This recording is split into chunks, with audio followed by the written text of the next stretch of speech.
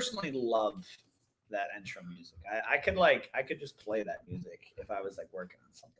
Do they hear that? To that kind, they hear that. So they'll. That's you what do have a particular taste in music. I do. Well, Very I particular. have an eclectic taste in music actually. Like I've got. I will listen to anything from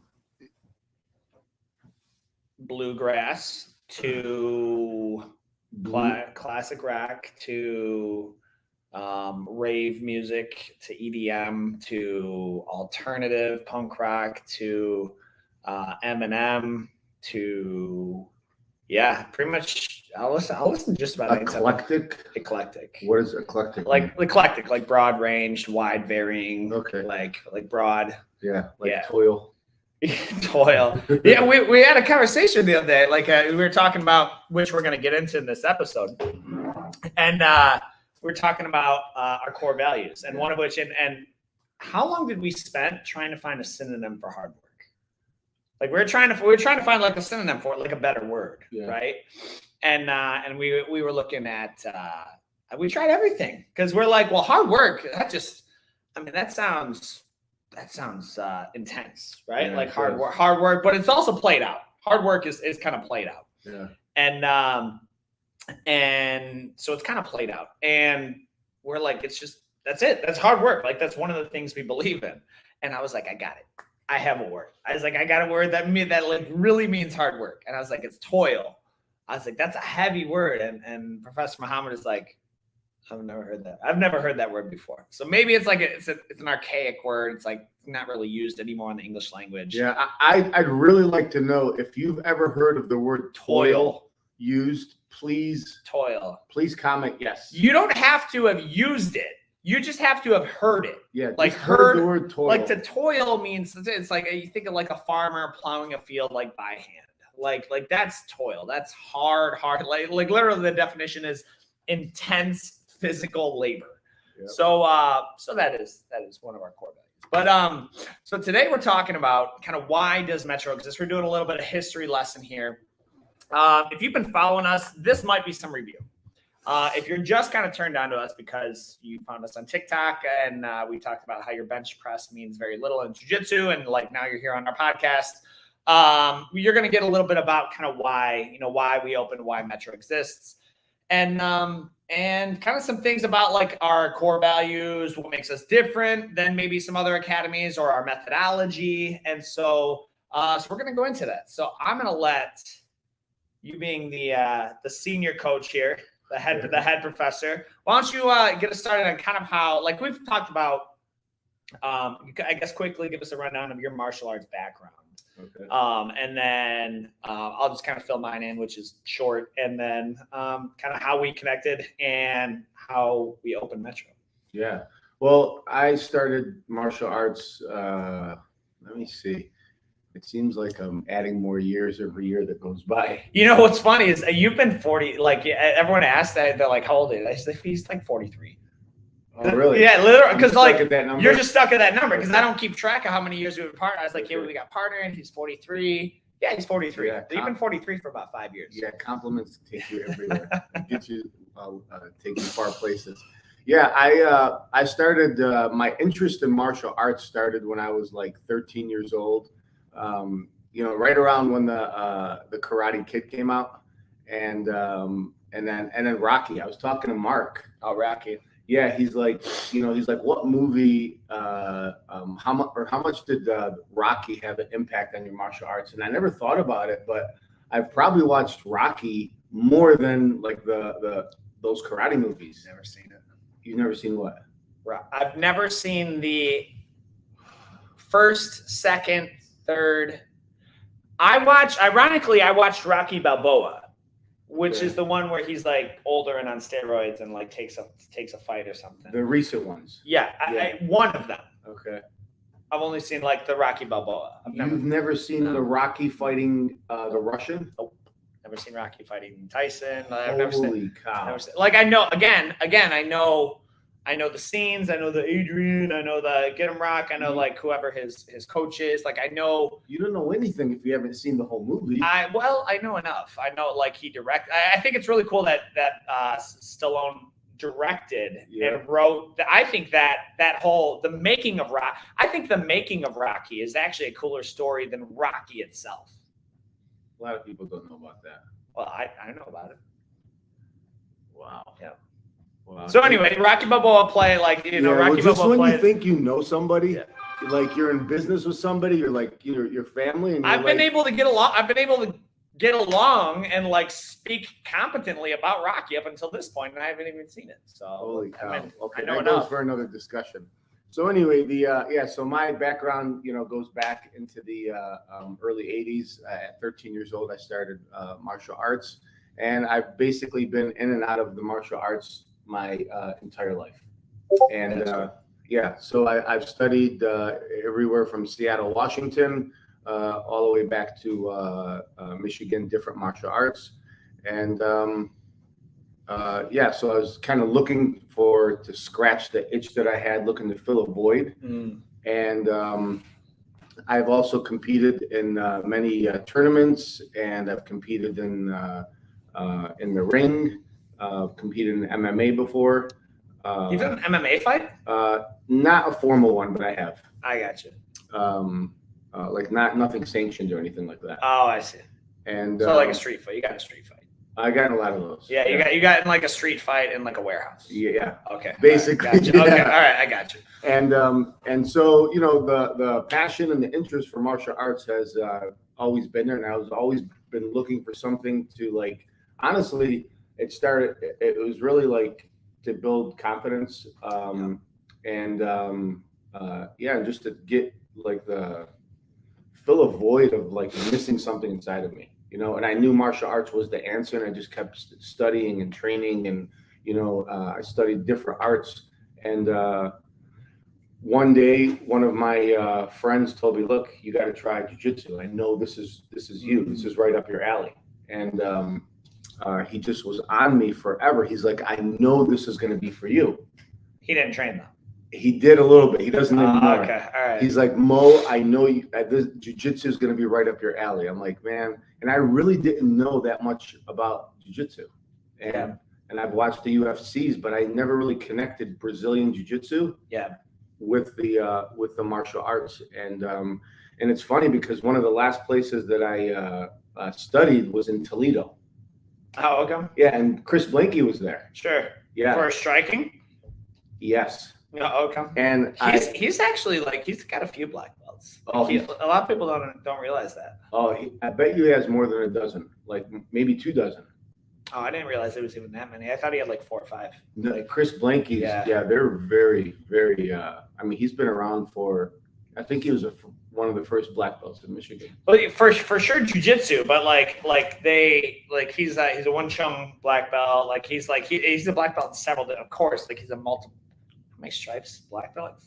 Like 5th degree Jiu-Jitsu black belt. 5 or 6. Yeah, something crazy, but yeah, like it's not just Jiu-Jitsu. So he's been kind of same thing involved in a lot of different arts. Yeah, and I think he's done what's the art that Sambo, like he's done legitimate, like old school striking and grappling. So anyway, it's funny because when I was Googling places in Toledo, and they never came up. Not that I was looking for Jiu-Jitsu. Jiu-Jitsu? Yeah. You're Googling Jiu-Jitsu? No, I was Googling martial arts, karate, and they never came up. Yeah. Yeah. So anyway, I started in there, and I owned a coffee shop in Toledo at the time, and I was commuting back and forth. I told the owner, I'm like, "Look, I think one day I would like to teach." So I let him know right up front. So I trained for 6 months, and I was training my ass off, and it was a striking art. And to make a long story short, after 6 months, the owner pulled me in the back. He says, "Muhammad, you train real hard." And I'm like, "Yeah, Just because I know the end of the story, this is not a Jiu-Jitsu academy. No. It's a Taekwondo academy. Yeah. Yeah. Okay. All right. Continue. It was supposed to be traditional. Okay. Continue. It was supposed to be traditional. So anyway, he's like, Muhammad, you train very hard. And I'm like, yeah, I'm not bullshitting. I come here, you know, I just want to train. So he brought me back into the office and like, he's like, you're going to get your black belt. And I said, yeah, I'm going to keep training. He's like, I'm going to get you your black belt. I said, yes, sir. I'm going to keep training. So he's like, he pointed up on the wall and says, I'm going to get you a black belt stamped in Korea, and nobody in the world is going to say anything. You're going to have a black belt. $10,000 for the black belt. I wasn't sure if I heard what I thought I heard. You're right. And I'm like, so you're going to order a black belt from Korea for 10 grand. But it's going to be I'm going to get a certificate that's stamped. A notarized black belt. Notarized black belt. Okay. Well, now it's official. So I wasn't sure. I thought what I heard, and the only thing I said is, I'm like, that's what I want. But I said, Master Kim, if I go out on the street and I get into a fight, am I going to be able to defend myself? And he looked at me like, he's like, what? What are you talking about? You just show him the black belt and they'll leave you alone. Yeah, like you're just like, about? Excuse me. Yeah. I don't think it's you realize. Stamped from Korea. You just flash your badge. So he's like, you know what? He's like, what are you talking about? No, don't worry about that. You want to open school? You want to have black belt? Yeah. I'm like, yeah. He's like, I get it to you, 10,000. Yeah. So anyway, I left the school. I had complete reconstructive knee surgery, playing competitive basketball. Like a year later, I rehabbed, got into the best shape of my life. Like I was like 30, and you know, I was running around like, you know, guys like, you know, younger than me, and I was like amazing shape. And so anyway, I rehabbed. I happened to walk into the Jiu-Jitsu academy that my friend kept telling me I should train, you know, and after the first day on the mat, it was very physical. I was sweating. It was extremely competitive, which I love. Sure. And I knew that day I'm like, okay, I found it. Yeah. And I knew it. I just took one class. And I knew this is what I was looking for, because there were guys smaller than me, bigger than me, different sizes, and they. How much could you bench at the time? Curiously. Christian, take this clip and respond to all the TikTokers. Continue. Okay. Well, to be honest, Coach, I wasn't really a max guy. Like it wasn't a 1 PR. Yeah. Why would you do that? But continue. Yeah. Well, I looked at myself at that time as like a collegiate or professional athlete, because I took all of my fitness so seriously. I was supplementing, and, you know, I was in very good shape. Sure. But it didn't help me, because there were guys that were like, didn't look like they were in shape, and guys that were smaller than me that like they just kicked my butt. The more you have like being around jiu-jitsu guys enough, like they have a look, but it's not what you think. Yeah. Like it's not the college athlete. Like you can spot a linebacker like pretty much from across the room. Yeah. Like they're 6'5", you know, broad. Like jiu-jitsu guys, like even Amanda points out, she's like, he looks like he'd be a purple belt. And it's like a hipster downtown on a rented scooter with a flannel shirt. Oh, that's what she pointed out. Yeah, she'll point out these guys like regular, like she's on point. But yeah, no, yeah. She's like he looks like he would be a purple belt. Like you know, like he's probably got a rash guard underneath that shirt as we speak. Like they, you know, like that. So they have a look, but it's not what you think. You know. So that's how you found jiu-jitsu. You kind of started. Mine is way less boring. I got in a little trailer park tussle, lost, didn't want it to happen again. My brother was I never heard this story. Well, I got in a street fight. It was just in a trailer park though. So like close to before you started jiu-jitsu? No, a couple years. Like I was still in high school. And so all right, I think that was close to before you started. Yeah, I think I graduated. It's about a year before. Okay. And so my brother Paul is living in Toledo. Paul's a scrapper. Paul is a scrapper. Well, he was living next door to these two guys, these two Brazilians. One was named Stalo, one was named Sanchi. Shared an apartment next to him. He's like, you should. Hold on. Take me back to the scuffle. What happened? So I don't even know why we got in a fight, but like it was like arranged, and I showed up. It was arranged? It was arranged. Okay. Like it wasn't like he shut, like it was like, I'm gonna meet you here at this date and time. So I showed up and I was like high as a kite and I lost and I got knocked down. And at one point, like he got mounted and just held my wrist and I'm trying to get out. And then like he let me up and then he knocked me down again. And then I went to go like get back up a third time. And he just haymakered me and like split my eyebrow and like and then he just like and it like popped sort of my body. Like at that point we were both done. And then we hung out afterwards. So like but like that was my eye was all bloody. In fact, my senior pictures in my yearbook, if you like open up that yearbook at Ida High, there's me with like just about a huge black eye. Like so that is like I was like, well, that kind of sucks, right? Because like when you're on bottom mount and you can't get a dude off you, that's a pretty helpless feeling. Yeah, like, it's a pretty helpless feeling. And so so I was like, well, let me, my first answer was I'm gonna work out. I'm just gonna get stronger. Yeah, my first answer was so I started working out, like doing Mark Ripto starting strength, squats, deadlifts, milk and oats, like like that, and bench press, like that was the whole thing. And then the gym just got super boring. And so Paul's like, hey, I remember him saying, hey, check out these guys. I looked them up. I was living near Detroit at the time. So with like the same affiliation, Salos, they had a location in Dearborn. So I was like, cool, go in. I loved it. Same thing. I got beat up by like malnourished 14-year-olds. And I was 220 at the time or to like 210 or something, lifting heavy-ish. And that was it. So that like that's kind of how I got started. So it's funny you say that because I started lifting probably in 9th grade and I've never stopped. Yeah. And I've been into many fights. I've been beat up many times leading up to that. And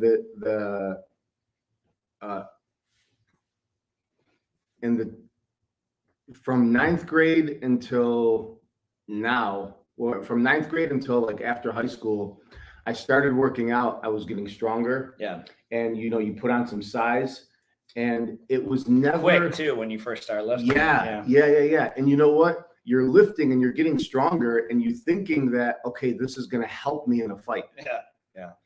And you get stronger. You build up discipline. You build up good habits. It carries over to other areas of your life. But to help you in self-defense, it does not do anything. And I've been into fights after high school.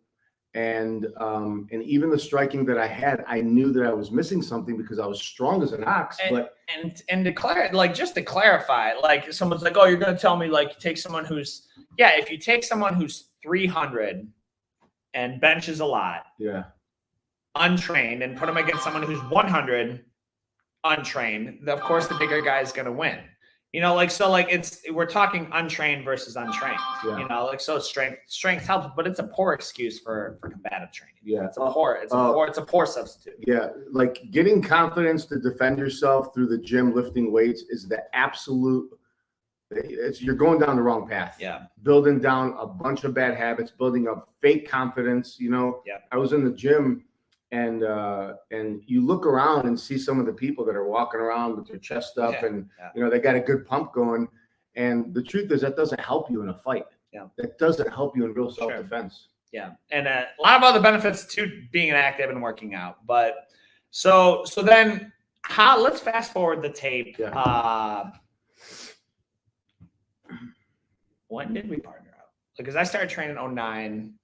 We partnered, it must have been 18, right? 2018-ish. Like when we had the conversation, like when we actually had the conversation. Had to been 18. 17, I think. Was it 17? Yeah, because it took, there was a lot of, it took us 2 years to open? Well, yeah, there was a lot of like roadblocks, getting the lease and looking around and stuff like that. So, So Paul, I just kind of want to, I'm going to take this moment to interject, right? Like we were talking about, like, we were talking about business and entrepreneurs, and like every now and then I'll see like a post about like, people need to like pay livable wages and I'm sick of greedy employers, or like there was one in particular. An employer should have to live off their lowest paid employee's salary for a month so they know what it feels like. Do you agree with that? Meanwhile, every person who's built a business has worked. So that's 2 years. You and I worked for free. Yeah. That's true. And then even after just to open the doors, and before I even took any type of money out, like how much? So then it cost a lot of money to open. So now I'm paying money, and then it was about 3 years then, if that's the case. 3 years before we were even able to take $1 back out. Think about that. So like if you're making, call it 15 an hour, that's 30,000 a year, 3 years for free, 100 grand if you want to start a business in time, not to mention actual capital. So my rant's over on that. So now but I think it ties in really well. So we partnered up. Let's have the conversation. Let's rehash the conversation about you went to our coach Danny. You were like, hey man, I want to open. Unbeknownst to me, I went to Coach Danny and said, hey, I want to open an academy. And then he did what? He said, go talk to Fox. He's like, hey, yo, Mo, you should talk to Fox, and Fox, you should talk to Mo, and you guys should partner up. Were you looking for a partner at the time? Yes. Oh, you were? Yeah. Oh, I wasn't. Yeah. Yeah, I wasn't looking for a partner. Oh, you weren't? No, because I was young and strong and purple, like I can do everything myself. Well, like that was my mindset, right? Like I don't need it. I don't need it anymore. Yeah. So, uh-oh. I think we're still live. I think we're good. Oh, that's Christian. I mean, that's still working. So if not, we're there at least hearing the audio. So then he put us together, and then you and I met. I remember we met at the Panera on the Hill, right? Yes. And so tell me how that conversation. Let's rehash that combo. I think it's good. I think it's live. Okay. So yeah, so we met and Panera on the Hill. Yeah, we met at Panera Bread on the Hill, and well, I just gotta say that like the type of people that you meet in jiu-jitsu is you're never gonna be able. We good? It just like clicked and shuttered, and it went blank for like a second. I think it's live. I think we're good. Okay, we got tech support. Yeah, making sure. Coach Christian is the man. Like he's literally like ideal. Okay, all right. So type of people you meet in jiu-jitsu. Yeah, so the type of people you meet in jiu-jitsu, like if when you find something that adds so much value to your life, you really want to give it away to the people you know the most, like your friends, your close friends, and your family. And the truth and sad part is like, jiu-jitsu has been such a gift to us and all of our team and all the members here. And you can see it by all of our 5-star reviews and, obviously Facebook and stuff. But you're not going to be able to bring people in like your brother, your mother, your aunt, uncle, wife. It doesn't work that way. When you walk into jiu-jitsu, your family is already chosen for you. And the cool thing is it attracts really, really good people. So at that time, there was the anti-Muslim ban or something like that going on. So there was something. These come out like every 18 months. Like there's a reason to hate some type of minority group. Yeah, there was some stuff like that going on, and I just remember, Coach David came up and said, "Hey man, I just wanted to check on you and see how you're doing. Like, have you or your family been targeted or anything like that?" And I'm like, for me, it was like, no, I mean, I'm good. Like, I don't have to worry about it, but, my wife's was a little concerned at the time. She wears a scarf or whatever, but, little things like that of people going out of their way to check on you and make sure that you're okay. That's the type of friendships that you build. So you really do build a family and people who genuinely care about you and want to help you and care for your your safety and just your general well-being. So I knew that you were going to be a good choice, and I knew you through training. And we were getting up at 5 o'clock in the morning and doing extra trainings. We both were busy at the time, so I'm like, okay, David's going to be a good fit for me. That is just one of many reasons why I I'm like, David's a good fit for me. You know, I could see myself hanging out with you outside of jiu-jitsu. And as much as I love some of my my training partners, there's like what you do on a Friday and Saturday night is going to be very different than what I do on a Friday and Saturday night. Right. So I asked Coach David to meet. We met at Panera, and the first thing he says is, I'll let you say it. Well, no, he's like, yeah. So, I didn't know what we were meeting about, or maybe, yeah, I didn't know what we were meeting about specifically. Maybe I did. I can't remember. But you're like, yeah. So what do you think? I'm planning on opening, probably near Downriver, near Southgate, near my GNC. Where were you playing? We kind of talked about each of our plans. You're like, so what do you think about just partnering up, doing it together? And like the decision-making process that I have to filter everything through, being a Christian, is the biblical outline for that, right? The biblical outline. So like it's the biblical outline for marriage is a believer can't marry an unbeliever. Like a Christian man can't marry a non-Christian. I mean, like sure you could. It's just like any other type of sin. There's consequences, right? So super frowned upon. So I was like, I don't know really how that works with like partnering with a Muslim. I like you. I don't hate Muslims. I just got to see what the Bible's got to say about it. Like it, like that. And that was like, so he said, I gotta go. I don't know if I'm allowed to partner with a Muslim. I have to ask your. I want to clear it with my pastor. Yeah. And mind you, like I wasn't like a slouch. Like I was the youth pastor of my church at the time. But it certainly doesn't, like you're talking about like a large commitment. It's kind of like a marriage when you partner up with someone. So like you just want to like double check. Like let me just kind of seek some counsel here. So. Yeah, so like, to be honest, when he said I got to check with my pastor, I don't know if I'm about to partner with a Muslim. What I was thinking is like, oh my God, what the hell is this guy talking about? Like I'm like, we were talking about it yesterday. I'm like, is this type of some fanatic? Like what the hell does he believe? Yeah. And I'm like, okay, whatever, you check. And I was, so that's how it happened. I was actually a little bit concerned, not necessarily about the school, us opening together. I was concerned about our friendship because I would have took it if you said you couldn't open with me because any other reason, it would have been fine. But for that reason, I would have said that, that doesn't make sense. How many, I'll be honest.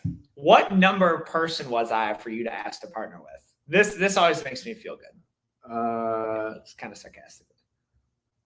At two or at three. At least the third. I know of two others. Yes. You asked Brett, and you didn't ask Charlie, but you considered Charlie, right? Yes. And then they were like, no, and so like I was number three, right? Which the whole way it kind of played out was like you said, like Coach Danny is like, whatever, you take Fox. Just go. You take Fox. Yeah, without giving a deep backstory, somebody told me to go take out the trash of David Fox. There's a way longer story, but when Fox was recommended for me to go into business, it was like, go take out the trash. Yeah, go over there, go take out the trash. Funny.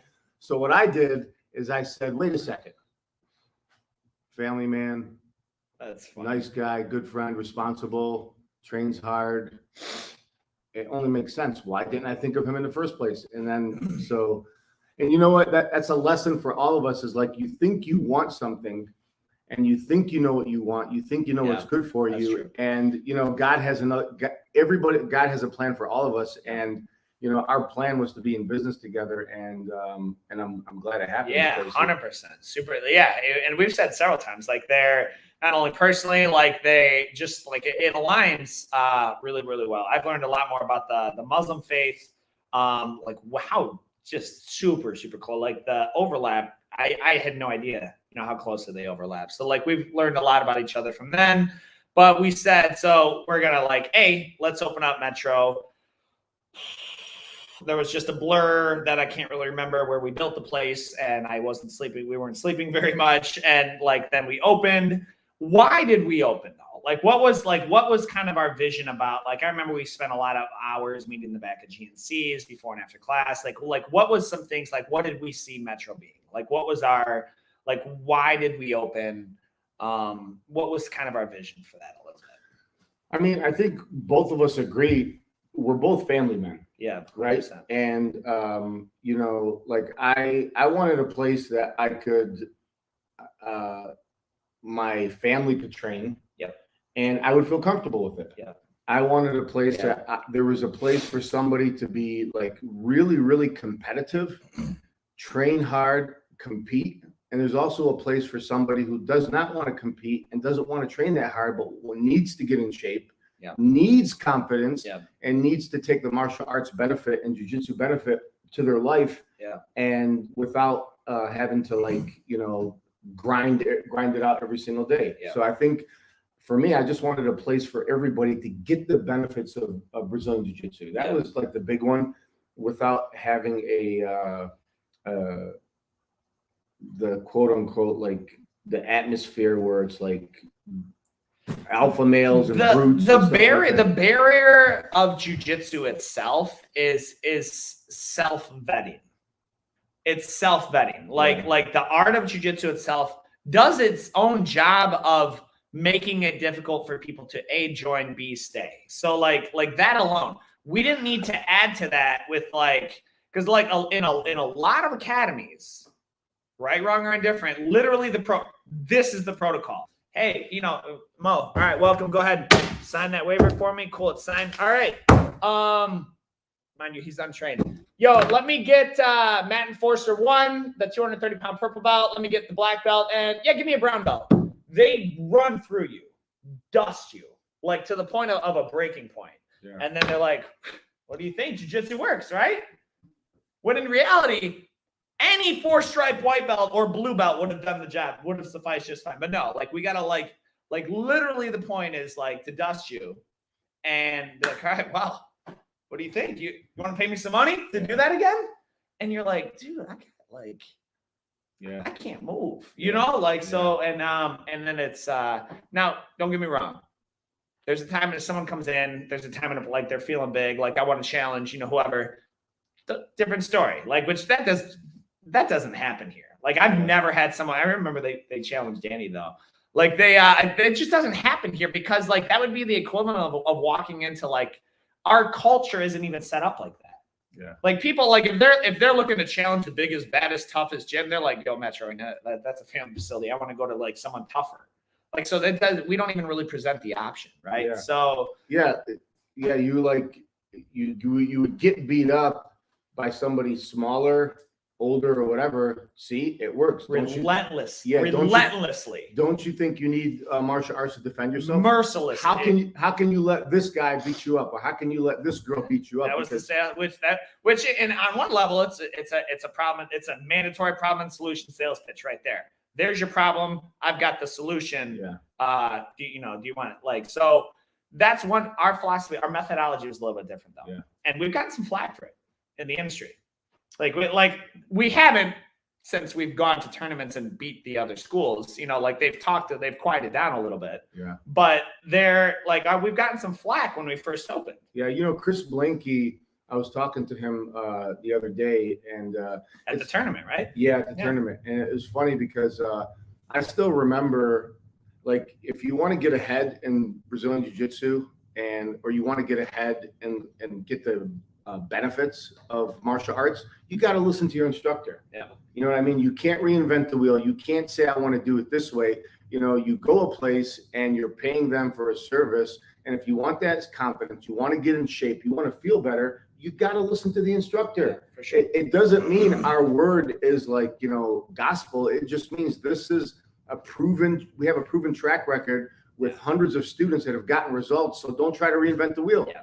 So I remember his words still echo in my head from when I was a white belt. And just, a month ago, he's like, Mo, when you guys win, nobody can say anything.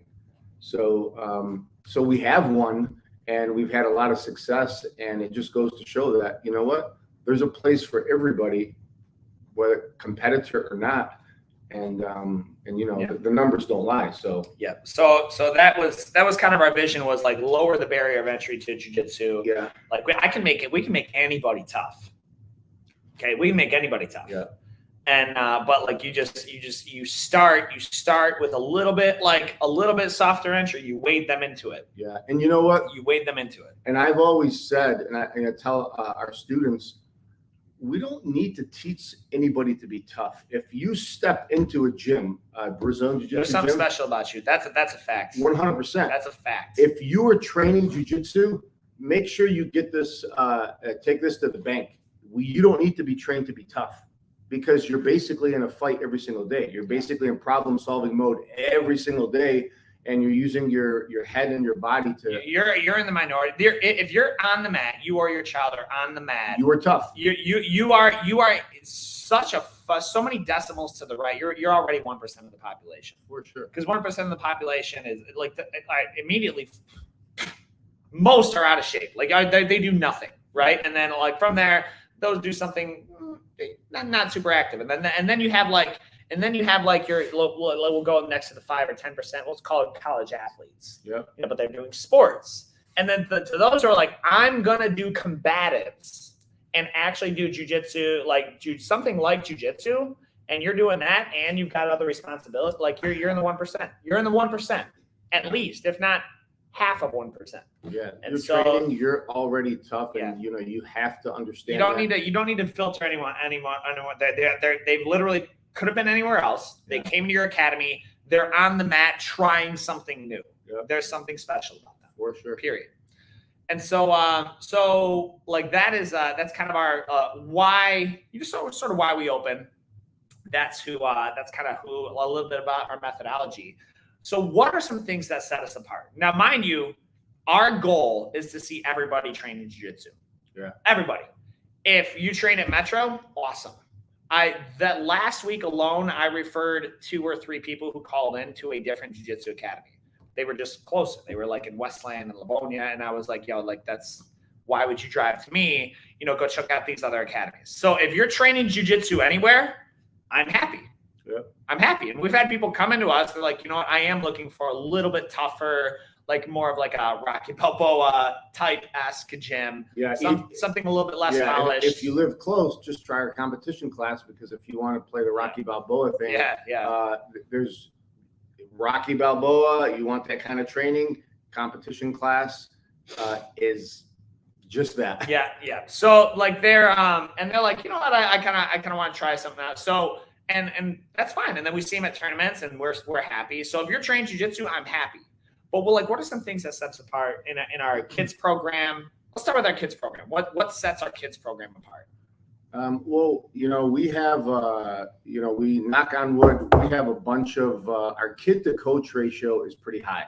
It's vicious. Yeah. High is an understatement. Yeah. We keep it around. Lately, it's been real high. Like, lately it's been like 5 to 1, just because classes, we added more classes, so they're smaller. It's 8 to 1.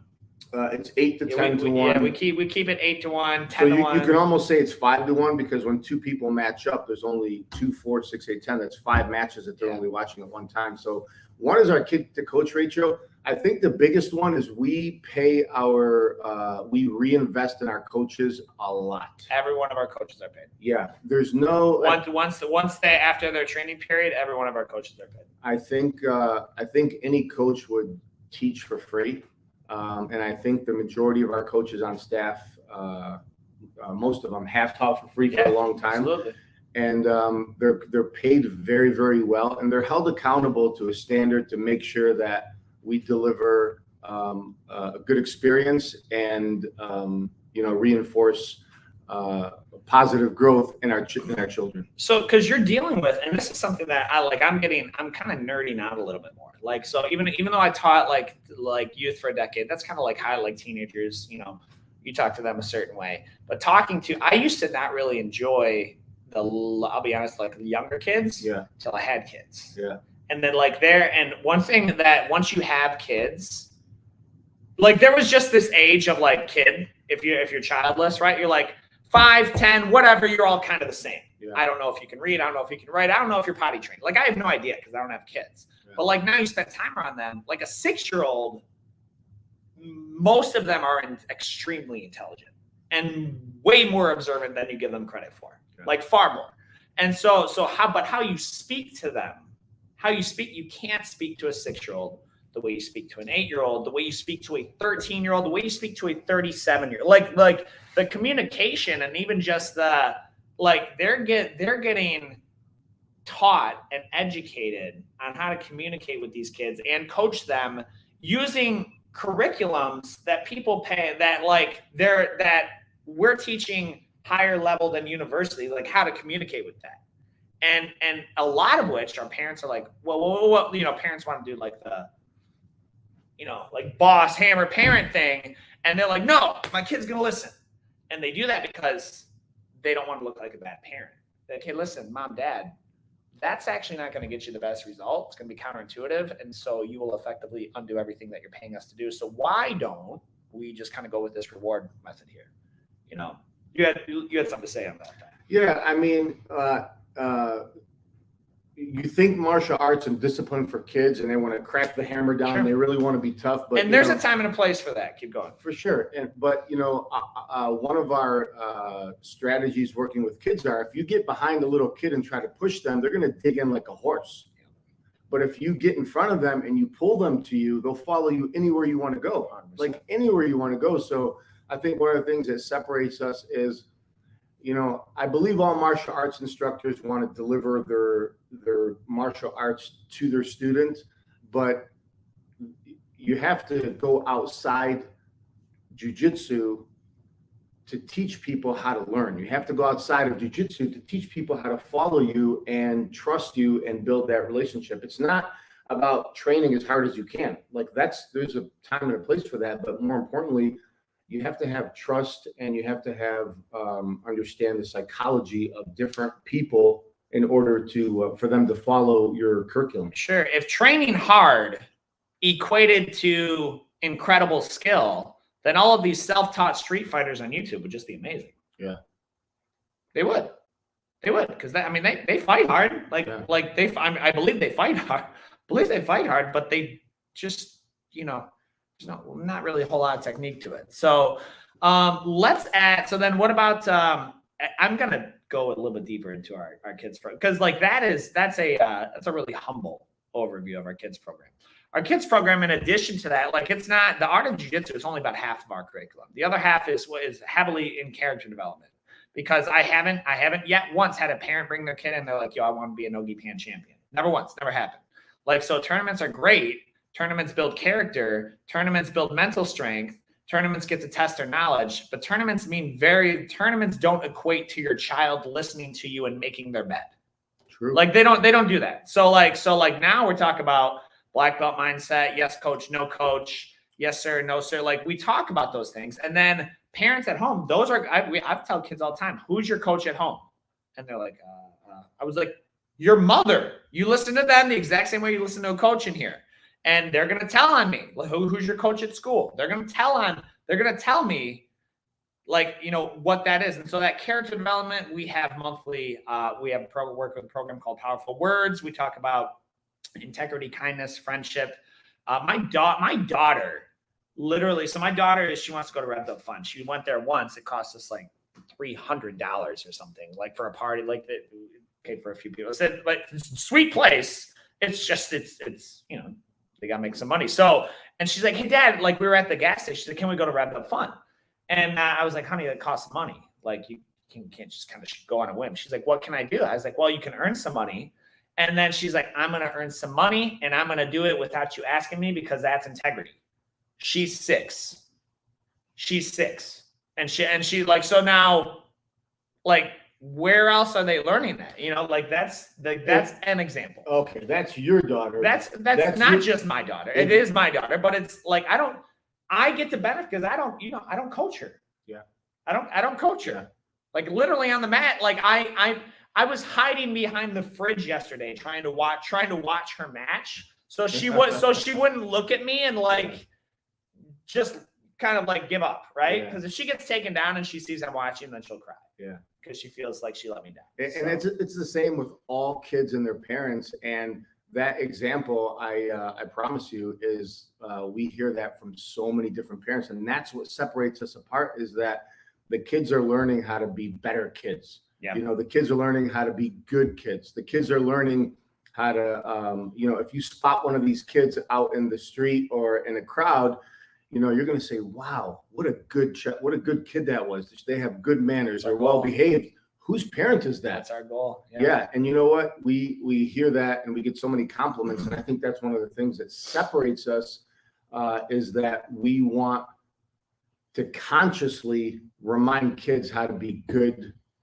human beings, but tough as nails. Yeah, absolutely. Yeah, because you could be good and you don't have to be soft. You could be good and don't have to be shy. You know, you could be relentless when it comes to competitiveness or a fight, and you don't have to be like a nerd. Yeah, 100%. And what else do we do? I mean, we do like our goal on that same note is kind of be like we believe it takes a village to raise your kid, and so we're always kind of offering different programs. Like this Saturday, we're doing Harry Potter Parents Night Out. Yeah, that doesn't, for the record, for anyone involved, like that doesn't make us any money. Like by the time we order the stuff that your kid gets and the food and pay for payroll, that's just something for parents to have a chance to go out and you know the team that they're with. They're like, I can trust them with those guys. They're going to teach. You know, it's a place to be. It's a community center. Yeah, and you know that's another way to remind ourselves and the families that kids are kids. Yeah, like this is probably the most difficult journey that the kids will ever be on in their entire life. Yeah, and any family or parent who's been training for a few years, they're going to see like it's not an easy thing. No, it's not like, okay, once you get up the hill, now you're smooth coasting. The hill, you'll never get to the peak of martial arts. It's the journey, and kids need a day off. Kids need a time to have fun, run around with their friends. We did a theme where superhero night. Dude, that was so fun. Yeah, that was really more for me. I got to dress up as that was a blast. Yeah, was the bomb. We did a night where they were shooting out the. You did the Nerf Wars. Wars. So that was fun. So another thing that separates us is there's different activities all throughout the year. That's one of our core values too, is enjoyment, right? Because like parents come, I want my kid to have discipline. I want my kid. Cool. We believe, and to quote someone I saw, the person who enjoys walking will walk further. If they enjoy coming in, there's fun things to do. Just like that. If you enjoy your job, you're gonna do it better. Yeah. There's a reason. Freaking Coach Christian is the man. He really, really enjoys what he does. With the media stuff, and he's good at it, way better. That's part of it. So if your kid enjoys kind of what they're doing and they enjoy being here around the coaches, that's a huge part of it. It's one of our core values. Yeah, and at the end of the day, it is. We come to work, Christian comes to work, Coach Jen comes to work, all of our coaches come to work and they enjoy their job. Yeah. So, and I think that's important, and that's one of the lessons that we try to teach is when you go, you got to make sure you're doing something that you enjoy. 100%. And everybody you could see genuinely enjoys what they do. And that definitely translates to a better experience for the kids. Yeah. So how about our adult program? What makes our adult program differently? And then I do want to go, what are we at? 10 till, 8 till? Mm-hmm. Yeah. So I do want to go into our just kind of our core values a little bit. Our adult program, our methodology with that is kind of along the same lines. There's more, we want to offer more than just jiu-jitsu.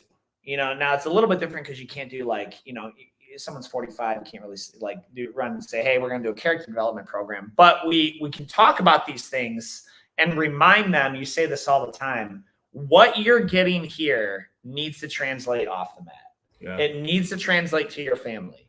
It needs to translate. If you are that was the whole point. If you're going to train jiu-jitsu and then go home and start a fight, you somehow be on edge, which I'm stumbling because that doesn't even compute with me, right? Like your wife and my wife have told you like, hey, go train, you know, go mellow out, right? But it's to like be a more present father, be a more present husband, be a more present boyfriend, boss, employer, you know, fill in the blank. Like that's the point of it. Like so that and we are like we talk about our rank system. Technique is how you rank up. You get better and you do the technique in a match. But when you're looking at brown and black belts, now we're going to look at your character. Like, and it's many years down the road for us because that's just kind of like a 7, 8, 9, 10-year journey for those belts. But like we make it very clear, like you can't be a despicable human and be a Metro Jiu-Jitsu black belt. It's not going to compute. That's our standard. Definitely. You have anything to add to that? No, I mean, yeah, basically, you have to grow off the mat equally on the mat. So just because you're really good at jiu-jitsu doesn't make you like popular or doesn't make you like the center of attention. Your identity should not, and I think you mentioned this either just now or maybe when Sunday or something. Your identity should not be tied up in jiu-jitsu. Yeah. Like if you were like we were actually ironically talking about this at my church on Sunday. Let's just say something happened and I'm paralyzed. I can't move. Can't move. Well, I can't very well train jiu-jitsu. Yeah. My identity wouldn't be lost. I'd be really, really bummed. Yeah. But my identity wouldn't be lost. No. Yeah. And for those who like that's their identity, that's who they are, and then something happens, wife, kids, injury, whatever, and they can't train, like they crack. Yeah. Yeah, I mean, your mind and your heart are more about your identity than your physical ability. But your physical ability and your physical movement definitely should complement everything else, and that's basically what we teach. That's good. It just did the same thing. So yeah. And then lastly, our core values. So we're gonna go through these one by one. Yeah. So like, I'll just start with enjoyment. I mean, I think you and I both get caught up in the thing is like, okay, we got to get to work. We got to train. We got to make sure that everybody's having a good experience. Everybody's meeting their goals, you know, weight loss, confidence, weight, you want to get in shape. Like we just get so tunnel vision. Yeah. If you see us in here, it's pretty like during what we call like during mat time, like class time. It's not like, I'm not at a barbecue, you know, like I'm not like kicking it. Like we're pretty got an agenda. So, you know, we enjoyed jiu-jitsu from day one. And that's one of our first core values is, you know, we got to make sure that you have fun.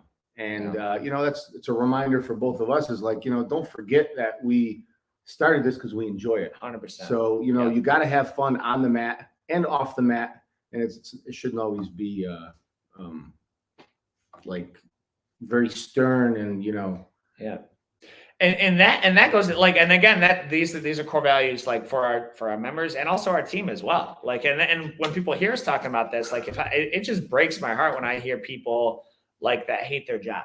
Yeah. That honestly, it breaks my heart. It makes me so sad. Yeah. Because we got options, right? Growth is again, pursuing growth, and we talked about a word. I love this word because it's so triggering. Complacency will kill you. Complacency is a very dangerous spot to be. Yeah. Being comfortable that's the last spot you want to be. Yeah. You know, reaching to a point of like, oh, you know, everyone's like, oh, I want passive income to where I don't have to work. No, I don't. I literally like my neighbor retired 6 months ago, and he's like, "Yeah, I'm getting a job, bro." I would. And who was I talking with? Like when you stop moving, when you stop like producing and growing, that's when you die. Yeah, that's when you die. True. Yeah, if you don't grow, you got to go. You know, in your job. Or in your marriage, anywhere that you're at, if you're not growing, then, you know, you are dying. And like, you know, I always say like 100-year-old tree that's twice as big as a house, it's still growing. It still blossoms every year, and then it kind of protects itself and it grows a little bit more. You know, you grow at different rates at different periods of your life, but you have to make sure that you're growing. Doesn't matter how fast, but if you don't grow, you got to go. Yep. Next core value is outcome. Yeah. Outcome. I like this because, this word really means a lot because ultimately, like, what was the outcome? Yeah. And I think a lot of times, like, people can get caught up in the process. Like, they get caught up in the process of anything, the process of jiu-jitsu, the process of their life, the process of work, and say, ultimately, what was the outcome? What was the outcome of that? Taking the time to, like, I was reading a book, I think it was called, what was it called? It's a Ryan Michler book. It was an after action report. He was like a vet. Can't think of the name of the book at the moment, but like, he's like, they do an after action report. Like, after an engagement, what was the outcome of that? Like you have to stop and review. If I get in a marital fight, like, what was the outcome? Well, the outcome was like, she wasn't super happy. She was kind of pissed. I walked away. Like, like that wasn't a really good outcome. So now I get to go back and what caused that? Or, you know what, the outcome, I went to a tournament. I didn't get the level I wanted. Why is that? Like, and kind of understanding, like, you have to stop and look at the outcome. Yeah. So not only what outcome do you want? Did you achieve it? If so, why? If not, why? Outcome is, and it just says, what is it? What is the end result that you want? Yeah. What's your goal? Yeah. So we all have goals for our coaches, for our, all of our staff, for each other personally, and the gym. We know the outcome, and in order to get that, we have to, say, okay, what's going to contribute to getting me a good outcome or the outcome that I want? 100%. Next one.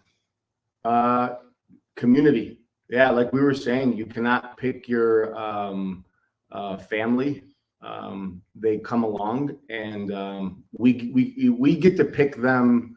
I wouldn't say we get to pick them for you, but jiu-jitsu definitely attracts some very, very good people. 100%. And so community. Now, when we were talking about community. When I think of community, I think of one of two things. I guess one is way off. I think of like a group of like desert nomads. And this just shows that I haven't been to the desert. Apparently. Or he thinks of a farmer. He's like, or I think of a farmer, right? Like a farming community, like everyone working together towards the same goal. And it's not like, wait. And it's not like, it's not keeping close measures to make sure you've done for me what I've done for you. It's like, look, bro, like the whole anti-community could be summed up in the sentence of, that's not my job. Yeah. That's not my job. That I don't get paid for that. Like, that community is like, so you see a need, you meet it. Like you see a need, you meet it. And an incredible example of this is the Arab American culture. Like you guys are so deeply, and I think I might even just say, like, a lot of cultures have community. Americans, white Americans specifically, like, we really don't.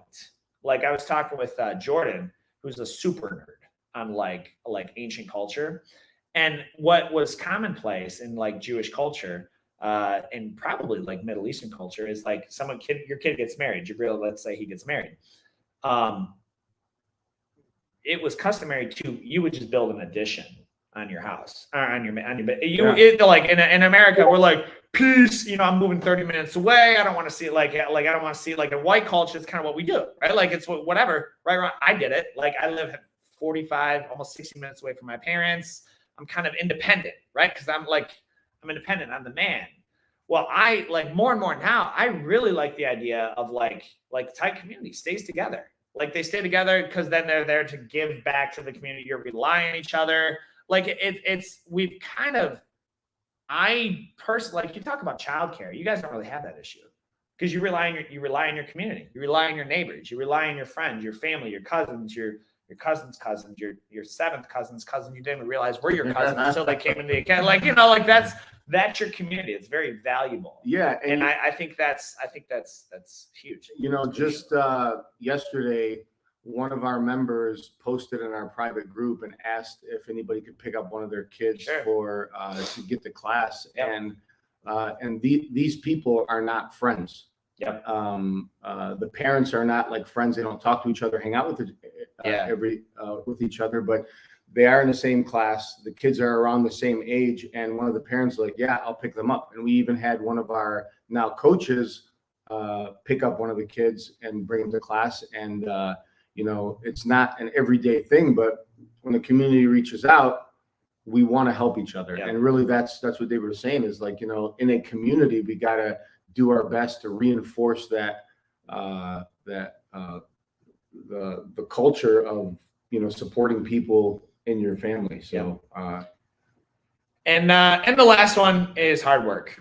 Yeah. Hard work, toil, like they just something, there's no other workaround for it. Like, and it goes back to balancing though. Like we've got hard work in there because we have enjoyment.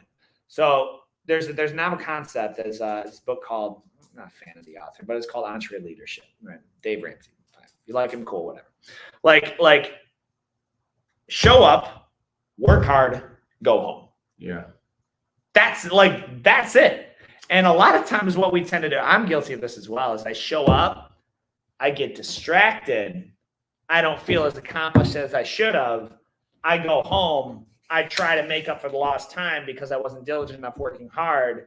And now I've just brought my everything home, and I'm not being present for my family, and you're compromising that there. Like when you show up, you work hard till you're done. You mentioned till the buzzer goes off. When the buzzer goes off, the match is over. The shift is done. Like it's like, you know, like that's. Yeah. So 30 years ago, if you wanted to learn Brazilian Jiu-Jitsu, you would have had to go to only a select, probably you can count them on a couple, one or two hands around the country. You had to go to a certain place, and you really had to put yourself through a meat grinder in order to get some understanding and build some technical skills. If you wanted to go to a self-help seminar, motivational seminar, you would have had to go to travel out, and they were only at certain places. It was in place. So you move the clock back forward 30 years, you can essentially get all that information for free on YouTube. You can essentially, you know, with martial arts schools, Brazilian Jiu-Jitsu schools, a lot of schools have developed a formula to make it easier to work hard. So, and I call it working smart. So hard work is a very important recipe in the formula to success, but working smart makes working hard easier. Absolutely. And so I think we have a couple of comments here. I have to now look at my computer, which is way far away. We've got 8 comments. It looks like one from 5. Bryce, I'm going to pull this. I'm going to drag this up here so that I can see and actually have a seat because my knees roll. All right. Bryce says, Pegram. Yeah, Bryce, I think it's like a biblical term, right? He says toil. He says, I'm definitely next he is going to use labor and travail. Yeah, that's he's familiar with toil. Obviously, it could be a biblical sort of King James verb. Facebook user says that's a travesty. No idea what you're talking about. He said, I know enough. You have to watch all 6 movies before you compete next. Homework for coach. There are 6 Rocky movies. David, you know, there are 6 honestly, Rocky. What is this? The Lord of the Rings? You need to quit watching your Marvel movies. No, I don't. And you need to watch Rocky. Like, I'm pretty sure a Marvel movie has grossed more than the entire Rocky series. Like Endgame probably grossed more than all of Rocky combined. Well, I'm pretty sure Rocky has made more black belts or fighters than all the Marvel movies. I don't know, bro. Like there are some super nerds getting into jiu-jitsu now. Professor Muhammad was in a backyard brawl is what I just heard. Yeah, kind of. Well, more than once. That's what you heard, Christian. I don't know what that means. Oh, that's what you. Oh, I think Christian's saying that. Professor Muhammad was in a backyard brawl is what I just heard. Yeah, he's on Facebook. He's making jokes. So, that's pretty much it, guys. So, like that, you're going to be hearing a lot more about this, kind of about our core values. Like we're going to really be we're going to make it very apparent to kind of what we have to offer, why we open. You're going to be hearing more about kind of where Metro is going, what we're doing. And because growth is one of our core values. The community is a core value of ours. So we're going to be kind of definitely making moves to manifest those moving forward. So you have anything to add before we you have any questions? I've got like 5 cameras here. I don't know which one I'm looking. Sometimes I'm at the mic. Like I don't know. I never know where to look. So if it looks like I'm off in the distance. No, nothing to add. I got Bloodsport. Yeah, that was a great one. Definitely great movie. There was like a. So your most memorable memory, like you're an 80s kid then. Yeah. Like tried and true. Okay. Yeah. All right. That makes sense. That's explains some of it for you. Well, no, I mean I knew that, but like, so say like, how is Mortal Kombat not on there? That's fake, man. That's a video game. Oh, sure, and Rocky's not fake. Mortal Kombat, like, but it's like Rocky's real. Rocky's not real. Rocky is real. Rocky Balboa is a fictional character. Listen, the character and the story of Rocky Balboa everybody has a Rocky moment. Everyone has a Liu Kang, Johnny Cage moment. Everyone has an Ash Ketchum moment. Everyone has everyone's got a Captain America moment. Like everyone can. Rocky's more like it's more believable and it's more realistic. It's possible that a Rocky story could happen in our life than a Mortal Kombat. This is true. Yeah, doing a triple flip and throwing a fireball. This is true. Is not likely going to happen, but having a Rocky story, a comeback story. I believe we'll get some fireballs going. Spider-Man's believable. Spider-Man it could be a very real thing. Are you serious? I'm serious. With the new Spider-Man, because there's two different universes. There's one where it's actually like he shoots web out of his skin, and there's others where he makes his own technology web shooter. That's very real. In fact, I'm not confident that doesn't exist, that they just won't release it. Who are we for? Like, I honestly, like I think that's very real. And then if Spider-Man becomes real, Danny LaRusso and Rocky Balboa don't stand a chance if they tag teamed against him. Just saying. Spider-Man doesn't train hard like Rocky and Daniel LaRusso. He doesn't have to. He's Spider-Man. And without that thing, he's nothing. Anyway, all right, guys. So that's it. We are looking forward to doing another podcast next Tuesday at 9 a.m. And if you haven't checked us out, please do. We'll start that interview application process. I'm Coach David here with Professor Mohammed. As always, we'll see you guys on the mats.